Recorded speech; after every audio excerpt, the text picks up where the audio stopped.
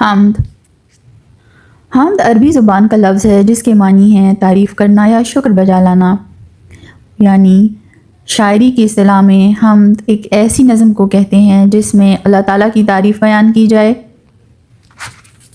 اردو شاعری میں حمد کو ایک خاص مقام حاصل ہے۔ عام طور پر شاعر اپنی شاعری کا آغاز اللہ تعالیٰ کی تعریف اور اس کی صفات بیان کر کے اور اس کے بارے میں گفتگو کر کے کرتے ہیں۔ یعنی اگر حمد کی تعریف کی جائے تو حمد میں انسان اپنی بے کسی اور بے بسی کا اظہار کرتا ہے اور اپنے رب العزت کی شان، کبریائی اور وحدانیت کا تذکرہ کرتا ہے، اس کی صفات بیان کرتا ہے اور شکر ادا کرتا ہے۔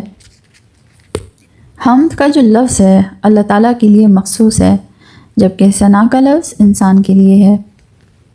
ماضی کے شعراء بھی جب اپنا دیوان تیار کرتے تھے تو اس کا آغاز حمد سے ہی کرتے تھے۔ آپ نے دیکھا ہوگا کہ آپ کے کورس میں جب بھی حصہ نظم شروع ہوتا ہے ہمیشہ حمد سے ہی شروع ہوتا ہے۔ مشہور حمد گو شعراء میں امیر منائی، الطاف حسین حالی اور ماہر قادری شامل ہیں۔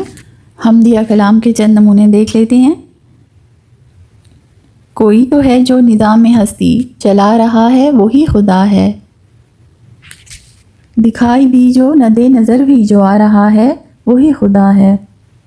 اسی طرح ماہر القادری کا کلام ہے، ذرے ذرے کی شہادت ہے کہ خدا ہے موجود، پتے پتے کو احسانے کی صفت کا اقرار، اسی خلاق نے جوہر کو توانائی دی، پھول پتوں کو عطا جس نے کیے نقش و نگار، اسی خالق اسی مالک کی ہے سب حمد و ثنا، آبشاروں کا ترنم ہو کہ گلبانگ ہزار۔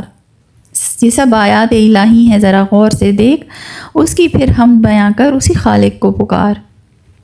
اسی طرح الطاف حسین حالی ہیں کہ گو سب سے مقدم ہے حق تیرا ادا کرنا، بندے سے مگر ہوگا حق کیوں کر ادا تیرا، محرم بھی ہے ایسا ہی جیسا کہ ہے نا محرم، کچھ کہہ نہ سکا جس پر یہاں بھید کھلا تیرا، جچتا نہیں نظروں میں یا خلت سلطانی، کملی میں مگن اپنی رہتا ہے گدا تیرا۔